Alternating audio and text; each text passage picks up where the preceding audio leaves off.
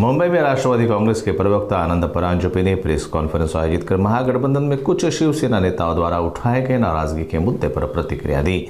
उन्होंने कहा कि राज्य के संरक्षक मंत्री की घोषणा के बाद कुछ शिवसेना नेताओं ने तटकरे परिवार के खिलाफ आपत्तिजनक भाषा का प्रयोग किया और आंदोलन भी किया, जो कि ठीक नहीं था। परांजपे ने यह सवाल उठाया कि क्या यह प्रयास राज्य के मुख्यमंत्री को संकट में डालने के लिए किया जा रहा है। तटकरे व तटकरे कुटुंबीय यांच्याबद्दल जी भाषा वापरण्यात आली ती केवळ अशोभनीय, निंदनीय आणि निषेधार्ह नाहीच, पण महायुतीच्या धर्मामध्ये कुठेतरी वाकडं काहीतरी घडेल अशा प्रकारची ती वक्तव्य होती। खरं तर लोकशाहीमध्ये प्रत्येक पक्षाला आपलं म्हणणं मांडण्याचा पूर्ण अधिकार असतो। एखादा निर्णय पटला नाही तर पक्षातील व्यक्तींनी त्या पक्षाच्या पक्षप्रमुखाकडे आपलं म्हणणं मांडावं। पालकमंत्र्यांचा निर्णय हा सर्वस्वी माननीय मुख्यमंत्र्यांचा निर्णय असतो आणि त्यामुळे अशा प्रकारचं वातावरण, अशा प्रकारची वक्तव्य करून कुठेतरी महाराष्ट्रातल्या मुख्यमंत्र्यांना अडचणीत आणण्याचा प्रयत्न तर होत नाहीये ना। राष्ट्रवादीची आमची स्पष्ट भूमिका आहे की पालकमंत्र्यांचा जो काही निर्णय झाला त्यानंतर रायगड आणि नाशिकच्या पालकमंत्र्यांच्या निर्णयाबाबत जी स्थगिती देण्यात आली त्याबद्दल ज्यावेळेला माननीय मुख्यमंत्री डावोस इथनं येतील त्यावेळेला राष्ट्रवादीचे आमचे राष्ट्रीय अध्यक्ष व उपमुख्यमंत्री माननीय अजितदादा पवार साहेब त्यांच्याशी संवाद साधतील। पण पालकमंत्र्यांचा निर्णय हा सर्वस्वी मुख्यमंत्र्यांचा असतो आणि दुःखाची बाब ही आहे की आपण ज्यांना सर्वजण ज्यांना आराध्य दैवत समजतो ते छत्रपती शिवाजी महाराजांचा स्वराज्याचा किल्ला रायगड ज्या मतदारसंघात आहे आणि छत्रपती शिवाजी महाराज, राजमाता जिजाऊ यांनी मातांचा, भगिनींचा मान सन्मान कसा ठेवावा अशी अनेक उदाहरणं असताना राष्ट्रवादीचा आमचा अभिमान महिला व बाल विकास मंत्री माननीय अदितीताई तटकरे यांच्याबद्दल पण ती वक्तव्य करण्यात आली। राष्ट्रवादी पक्षाला माननीय अदितीताई तटकरे यांच्याबद्दल अभिमान आहे।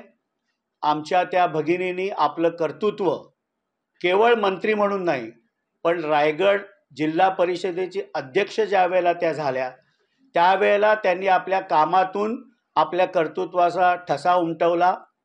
महाविकास आघाडीमध्ये ज्या वेळेला त्या राज्यमंत्री होत्या, रायगडमध्ये ज्या वेळेला नैसर्गिक आपत्ती आली स्वतः फील्डवर राहून अहोरात्र लोकांची सेवा अदितीताई तटकरे यांनी केली आणि महाविकास आघाडीमध्ये चांगलं काम तर केलंच, पण ज्या वेळेला राष्ट्रवादी काँग्रेस पार्टी महायुतीमध्ये सामील झाली आणि 2024-25 चा अर्थसंकल्प राज्याचे उपमुख्यमंत्री व वित्तमंत्री यांनी 24-25 चा अर्थसंकल्प मांडला आणि महायुतीतर्फे मुख्यमंत्री माझी लाडकी बहीण योजनेची घोषणा झाली आणि तमाम महाराष्ट्रातल्या माझ्या माता भगिनींना दरमहा 1500 रुपयाचा लाभ थेट त्यांच्या बँक खात्यामध्ये देण्याची ती योजना होती।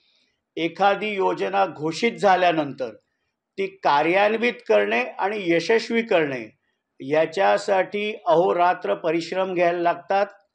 ते माननीय अदितीताई तटकरेंनी घेतले आणि महाराष्ट्रातील 2,35,00,000 महिलांच्या खात्यामध्ये दरमहा 1500 रुपये जुलै असेल, ऑगस्ट असेल, सप्टेंबर, ऑक्टोबर, नोव्हेंबर पर्यंतचे जमा झाले आणि महायुतीला जे अभूतपूर्व यश विधानसभेच्या निवडणुकीमध्ये मिळालं त्यामध्ये देखील एक मोठं योगदान मंत्री म्हणून अदितीताई तटकरेंचं आहे। म्हणून सातत्याने गेले 2 दिवस ज्या काही अशोभनीय गोष्टी रायगड जिल्ह्यातून खास करून घडत आहेत ह्या निषेधार्ह आहेत। त्यांनी मंत्री भरत गोगावले यांनी आपलं म्हणणं जरूर शिवसेनेचे मुख्य नेते व उपमुख्यमंत्री एकनाथरावजी शिंदे यांच्याकडे मांडावं। माननीय मुख्यमंत्री देवेंद्रजी फडणवीस यांच्याकडे मांडावं. पण आमचे प्रांताध्यक्ष रायगडचे सुपुत्र खासदार सुनीलजी तटकरे साहेब, आमच्या मंत्री अदितीताई तटकरे यांच्यावर कुठलीही वैयक्तिक टीका करू नये